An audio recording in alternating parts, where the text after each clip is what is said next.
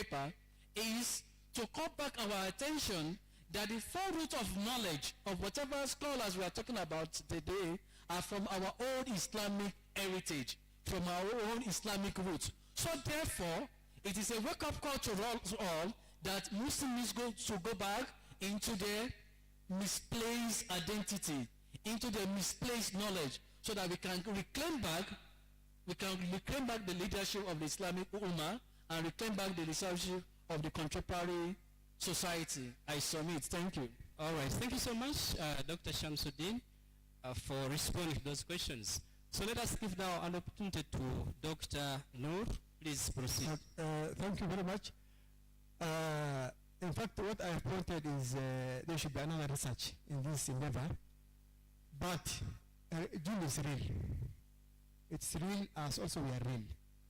The Quran says, وَيَسَرَّفْنَا إِلَيْكَ نَفَرٌ مِنَ الْجِنِّ يَسْمَعُونَ الْقُرْآنَ. Indeed, we have assembled for you a group of jinns who are listening to the Quran. The whole entire chapter was mentioned Surah Al-Jinn. The jinn is real. It is there. And I think in our definition, when you are in primary, is the creation of hell, created from hellfire. We cannot see them. They are supposed to worship, and all those are there. But now the question is what my sister Baba had mentioned, also Sheikh has mentioned, why there's a lot of jinns attack or jinns impact in today's world. My perception is this: one, this thing maybe was also been there before, but we never knew how to deal with it. Two, because again we are too modern, and we are too preoccupied with worldly affairs and these social medias. We take less relief. And that's why the prescription in the Quran and the Hadith, every day morning we have to read the dua, and we seek ourselves. Prophet ﷺ say, you praise in the morning, Jama'ah is secured. This dua, when we recite until evening, we are secured. The Quran says, somebody gets out of the say, you say, all these are now, some are meant to protect us from the unseen, the metaphysical existence is there. Then the other question comes, why again the event are in women? It's another very interesting, because the attacks also happens in women, in female, than men. I think we have to research on that one. I'll give that to Madam, social issue, but the jinn is real. I'm trying to write another paper. Then the other issues Sheikh have said, we have also to know that there are people, many out there who say they treat the jinn and they combat these issues. And these are two groups for information. One group, they are fake sheikhs. Themselves they impart, they work with the Satan to play with the person so they remain captive, they exploit and they do blah blah blah, all those funny stuffs. And the people who are genuine, they deal with these creatures using the scriptural prescriptions, like the one I have seen and interviewed in the Shifa centers. What they read to this person are the specific selected verses that touch on the element of jinn. And it works amazingly. It works in a very effective way. So that's the real. I think there's a lot of research in this area, and we have to bring on the board and also expose to the people who don't believe in this one. Thank you. All right, thank you so much, Dr. Noor, for responding to those questions. Ladies and gentlemen, let us now proceed to another presenter. But this time around, we shall have 3 presenters. Then at the end of their presentations, we shall have the Q&A session. In this last group, we have Dr. Mansab Mahsin, we have Mr. Iga and Professor Umar Kasure. Allow me to read their profiles as they take up their seats. Dr. Mansab is already there. Dr. Mansab Mahsin Abdurrahman is a senior lecturer at Department of Sharia at Islamic University in Uganda.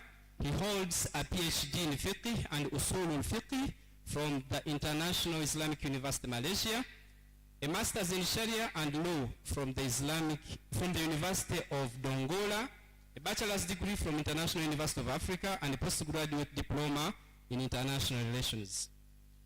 Dr. Mansab He began his journey in academia in 2010, and up to now he's still in academia. He has served in numerous universities, and he has also authored numerous books and articles. Let us put our hands together to welcome Dr. Mansab. Before he starts, we can also have the profile for the next presenter, that is Mr. Iga. He's an administrative assistant under Estates and Works Department of IUIU. He has a master's degree in public administration, specializing in local government and development from IU. He also has a bachelor's degree in public administration in the same specialization. He has a national certificate in automotive mechanics and a national certificate also obtained from Chadondo Technical Institute. Let us put our hands together to welcome Mr. Iga Yassin. Then the third presenter who will be honoring is Professor Umar Kasule. He is a professor of Islamic studies. Professor Dr. Umar Ahmad Kasule graduated from Makerere University for both the first and master's degree. He pursued his doctoral studies at the famous International Institute of Islamic Thought and Civilization in Malaysia under the scholarship and patronage of distinguished Professor Said Muhammad Nuqaib. He specialized in Islamic studies with a bias in Islamic civilization. His research interests are in comparative civilization studies, focusing on Islamic, Western, and African worlds. He's a Fulbright scholar in 2007. He's currently based at Mutesa I Royal University, where he is the Deputy Vice Chancellor.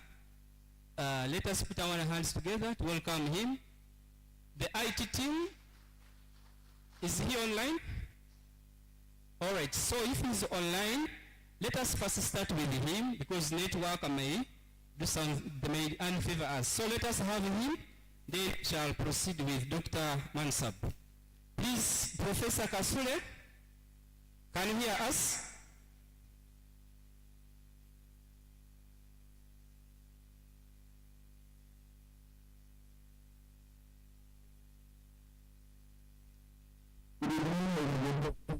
Yes, Professor, can you hear us? All right, great. You are welcome. The gathering is here eagerly waiting to hear from you. You have 10 minutes to make your presentation. You will be warned at the 8th minute. Then at the 10th minute, you will have to end your presentation. Please, Professor Kasule will be presenting a paper on methodology for Islamization of knowledge in interdisciplinary research, a case of artificial intelligence. We all know that technology is changing the world, so let us hear from the expert what he says about that. Please, Professor, take up the floor.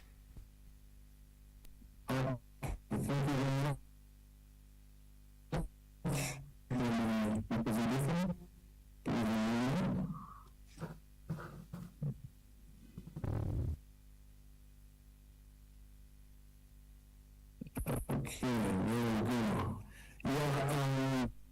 I'm very excited and very happy to be here tonight to have a conversation on Islamization knowledge.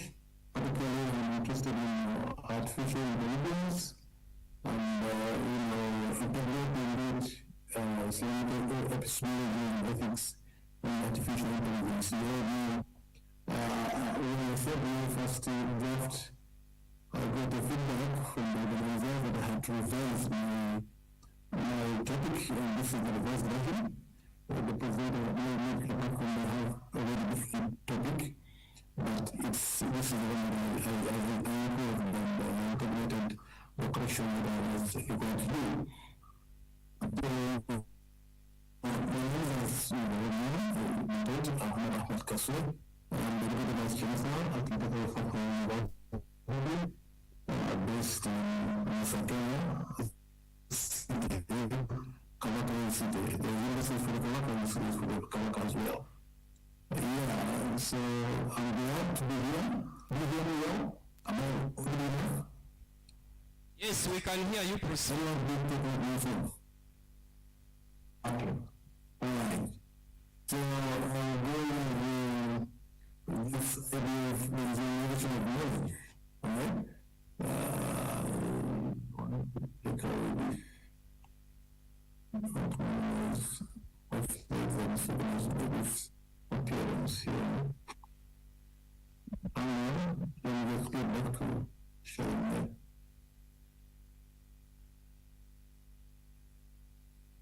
Share. This is visibility on the screen.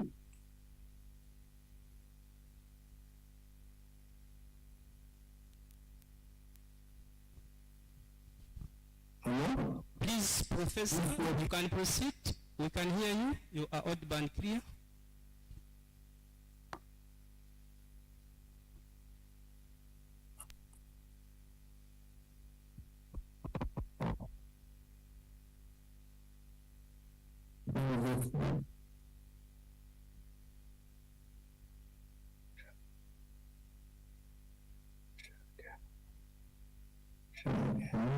Sure.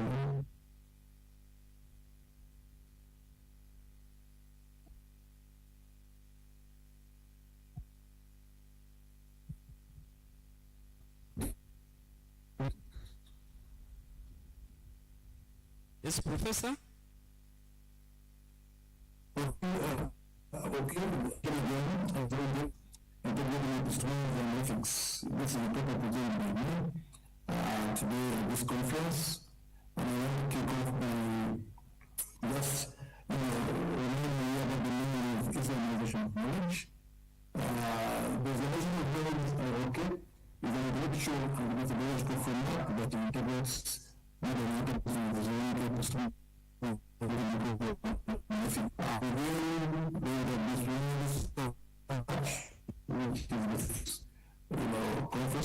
This means combined is not what the view, the tawhidic problem with current knowledge systems, all of which are according to the academic integrity.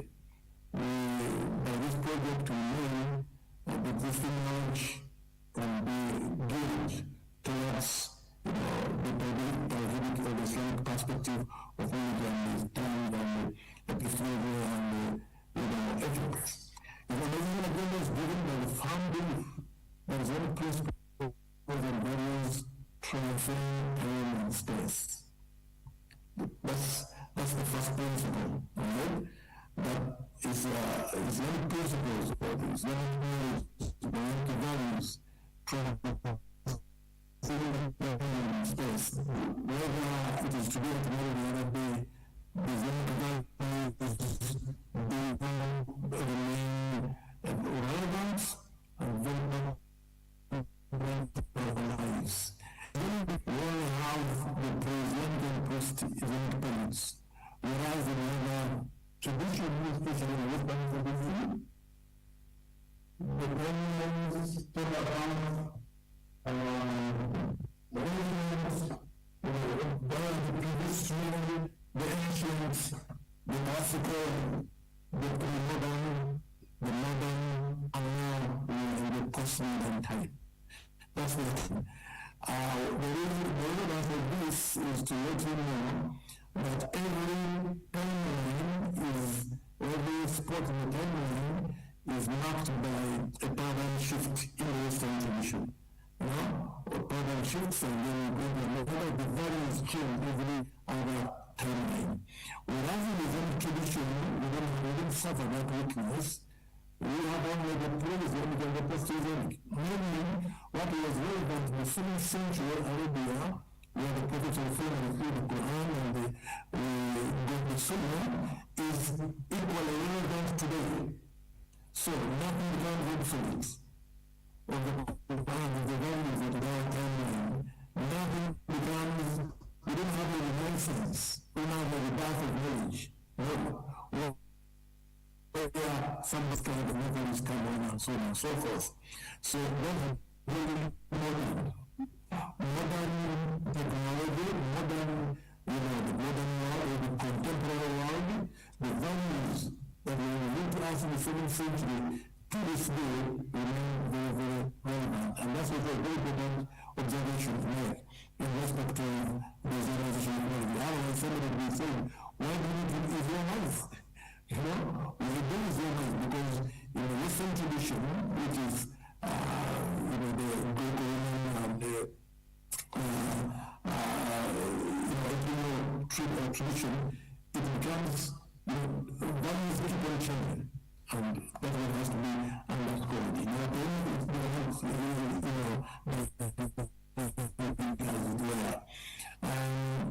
therefore,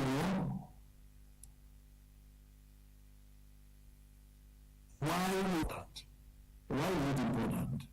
According to our task, that is my teacher, Sayyid Muhammad Al Tass. He is my teacher. May Allah please be with him and give him much more life and strength. Modern world is fundamentally secular, alright? Meaning it excludes religious and metaphysical considerations from its framework. The secular knowledge takes away the religious values and the metaphysical realities and not considered as part of it. Because this secular secularism is a wide view where knowledge is valued, where its connection to the divine truth. Now, these are big statements that I'm making. I hope you realize.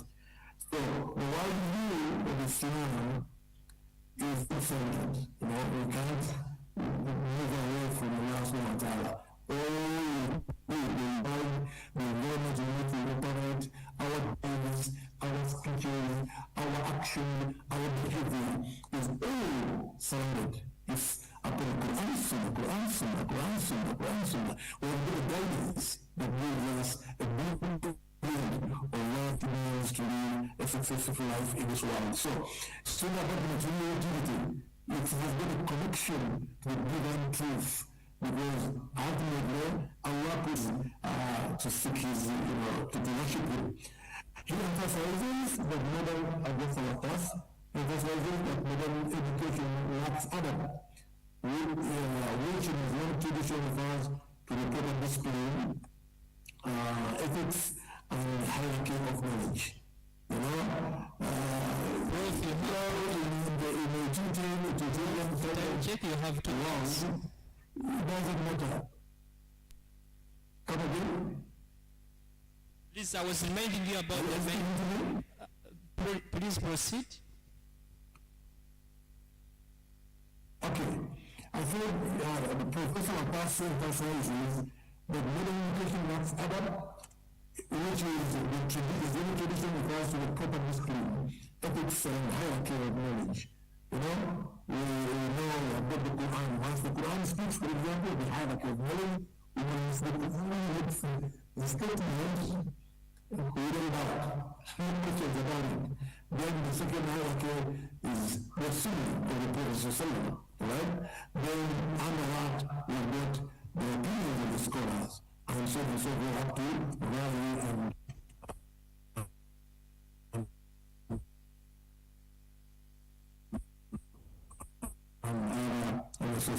knowledge is between principle, you know, very scattered and disjointed. Under the Islamic tradition, where knowledge is unified and Tawheed, the oneness of God. Modern epistemology separates science, philosophy, religion into separate competitive entities. Okay?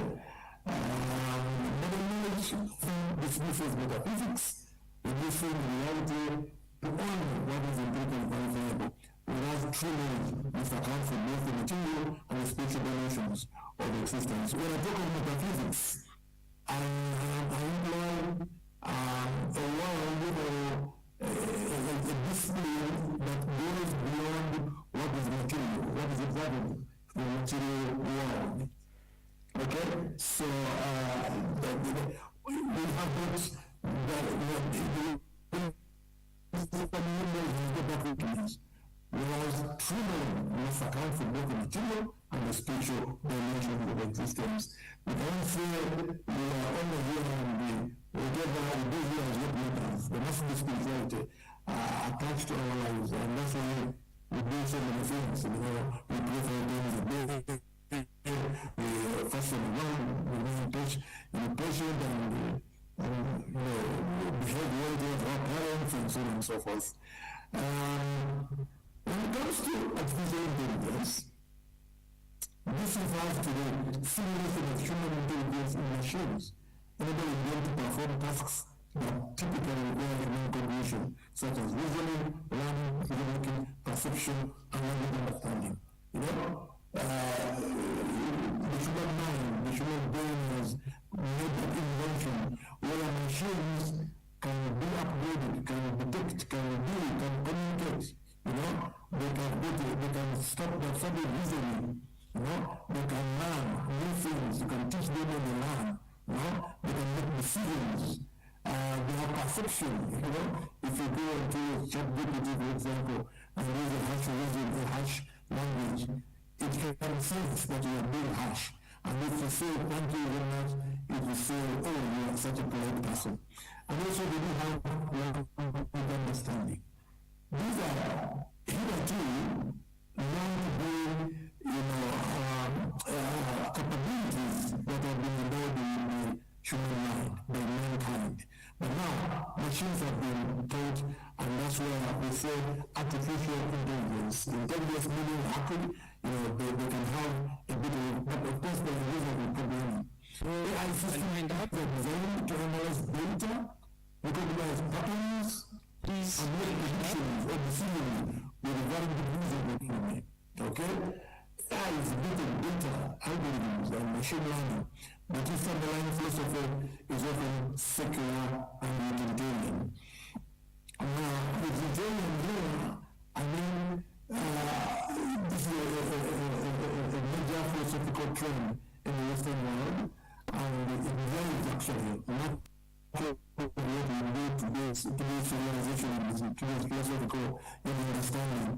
They emphasize the means, you know. As long as people can minimize pain and maximize pleasure, that's what it is about. There's nothing in between, you know. So sometimes you might even bend the ethics, you know, as long as it can lead to maximization of pleasure, you know. Things like, infidelity in relationships, things like, propaganda that is exposed in the Western world, media, the facts that are taking place in Gaza, okay? And the values of human rights and freedom of speech and all these kind of things, they're not being put to test because they're not actually valid. As long as Mr. Netanyahu and the Israeli and the other guys want to access Gaza and displace the Palestinians, all other things do not count. Ethics, human rights, and all these kind of values, they don't count. Democracy, it doesn't count. As long as the need, the utility, the utilitarian philosophy is the end justifies the means. Alright? As long as so long as you can access, for example, I'm going to give you that example of what's happening in Gaza. This is an incident or this is a situation that has put the utilitarian, fallacies to the better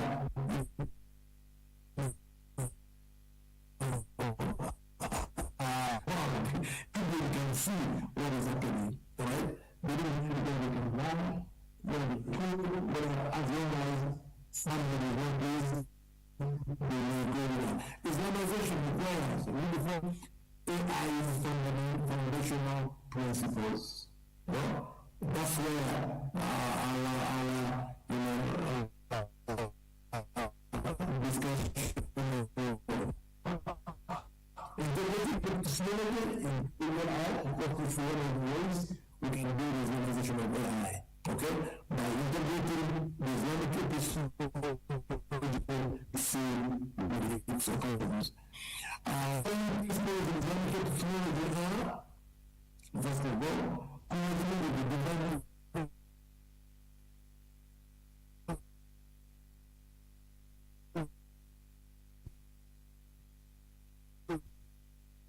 This proof is real, right? It's valid and has been verified. For example, the Prophet when in Islam and Iraq, he verified.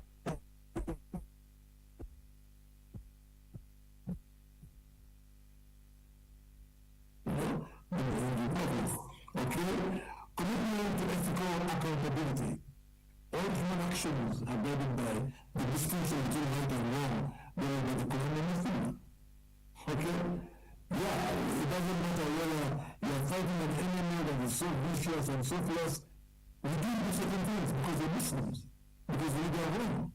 Like killing non-combatants. With all due respect, I know that various people here have various opinions. But if you look at Israel and the Iran conflict between the war, you can see how the Iranians have behaved. These people are backed up by the idea, by the discipline, by the values of the Quran and the Sunnah. Right? They targeted military techniques only. They didn't bombard cities. In the 12-year war, as all we have been following, without saying, Iran had all the power to almost disrupt Israel. But once a ceasefire was going, they stopped. Because once a person puts up their hands, listen, they'll continue fighting. That's an Islamic principle. Okay? We have got that ethical accountability. All actions that, we have a directory of values. That is the Quran and the Sunnah. Rational value is acceptable, the value doesn't contradict revelation. Now, this is where the generalization disagrees also. Okay? All the things that one reason is we talk of Islamism are rational. They're rational and we can accept them provided they don't contradict the Sunnah. And when they do that, if they don't contradict revelation, we are doing the revelation process. Okay? That's a very important thing. Principles of Tawhid. Please. The principles of Tawhid is a very important aspect. It's knowledge. All knowledge was ultimate in what Allah subhanahu wa ta'ala. And the source of truth, therefore, AI systems should not provide a role that contradict Tawhid. Alright? The principle of Ma'rifah, true knowledge, Ma'rifah leads to the recognition of Allah, Ma'rifah, not just information accumulation. Therefore, when people are developing AI tools, systems, they should facilitate human development.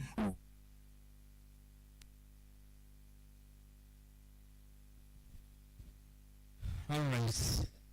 Members, in the interest of time, we shall end there with Professor's presentation and then proceed with other presenters. However, let us have our questions written. We shall be asking after the last presenter, and that will be Mr. Iga. So let us put our hands together once again to welcome Dr. Mansob Mahsin. Please, Doctor, take up the floor. Please take a note as you start your presentation. You need to be time conscious. You have maximum 10 minutes.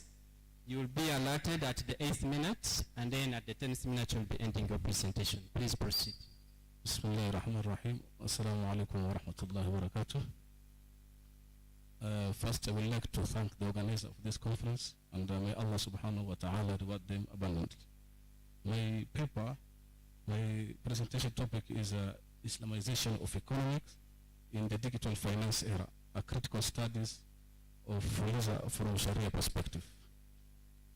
First, I would like to define the meaning of Islamization of economics. Islamization of economics refers to the process of aligning economics principle practice with the values of Islam, with the values of Sharia law. And we know that Islamic finance, it always emphasizes on justice, risk sharing, prohibition of riba or gharar, and certain, among others, void element. So when we look at the rise of digital finance, including digital financial technology, mobile banking, instance loans, it raises legal concern from Sharia perspective. And a notable case is the Fuliza overdraft. Fuliza is launched by Safaricom in Kenya, and which allow user to complete mobile money transaction despite insufficient funds. Even though you have not enough fund, you can proceed with purchasing the goods. So this, it raises Sharia legal concern, especially when it comes to chargings of interest. So my objective of this study is to analyze Fuliza, conformity and contradiction with Sharia principles, also to assess the broader implication from Islamic finance in digital platform, also to offer a recommendation for Sharia compliance alternatives. So let us look at Fuliza. In Safaricom, they offer several products and services, including Okoa Jahazi, Mshwari, mobile money transfer, among others, but our concern is Fuliza. So Fuliza is an M-Pesa service in Kenya that allows the user to complete transaction even when their M-Pesa is insufficient. And the user must opt a typical via *234#, then you follow the, you receive the money. Overdraft, definitely Fuliza, they charge daily maintenance fees, also they charge exercise duty, also they charge access fees. So those are the payment you're supposed to pay if you engage yourself to Fuliza. According to the financial report, it is stated that the Fuliza, they able to generate in 2024 834 million Kenyan shillings, and there are around 7.5 million users. Among of them are Muslims.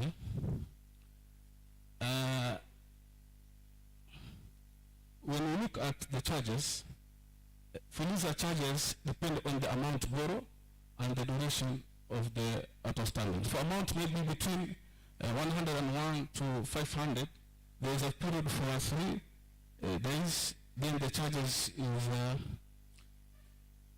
2.5 per day. Also, as we said, depend on the amount you borrowed. So,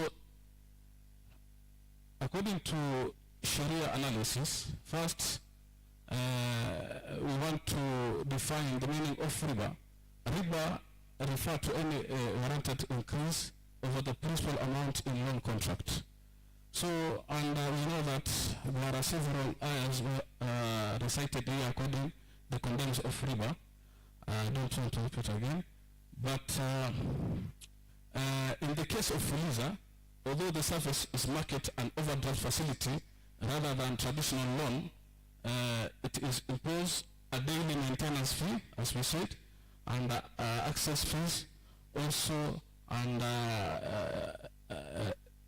excess duties also. So this fixed amount were predetermined before you engage yourself to Fuliza.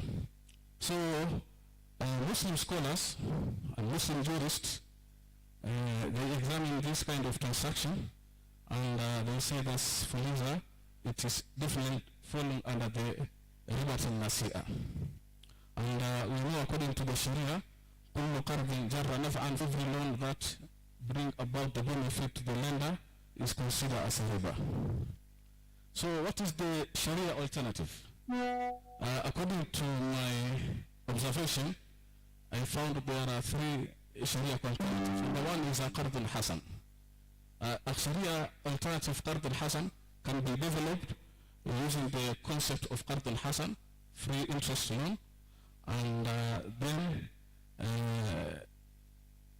in the digital platform, Qard al-Hasan can be used to support maybe small overdraft and for essential of transactions as a bill payment, among others. Then, according to my view, we can the operation cost can be covered either through the charitable source like a waqf and zakat. So when you get when you receive an overdraft from user, then this will be catable by the waqf or zakat institutions. This is the I don't want to go in deep because I don't want to spoil the ideas.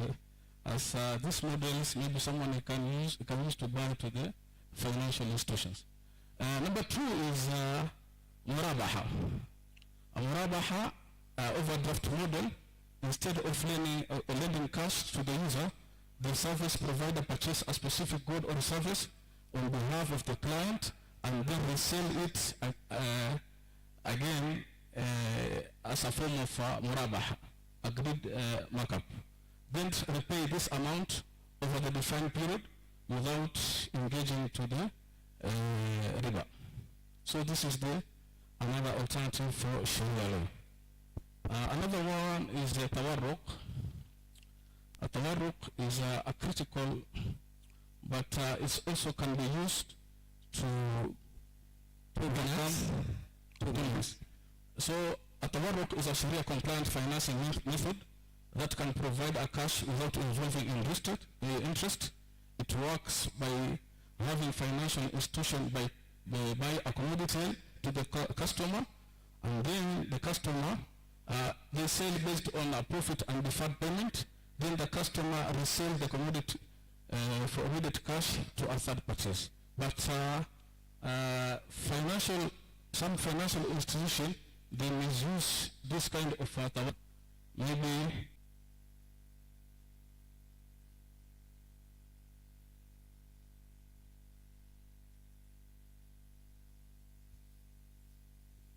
All right, let us have the last presenter, that is Mr. Yiga Yassin.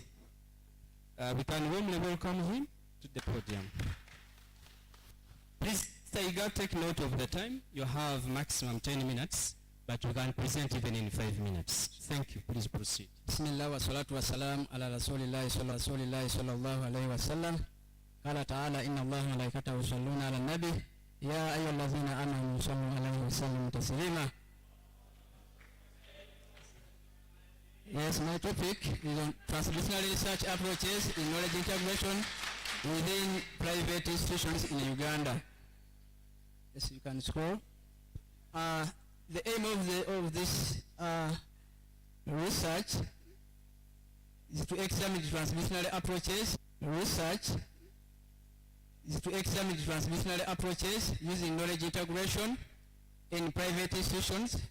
It also analyzes the application of these approaches in the real-world institutional context, and also solutions for enhancing knowledge integration through TDR. It also explores relevance application and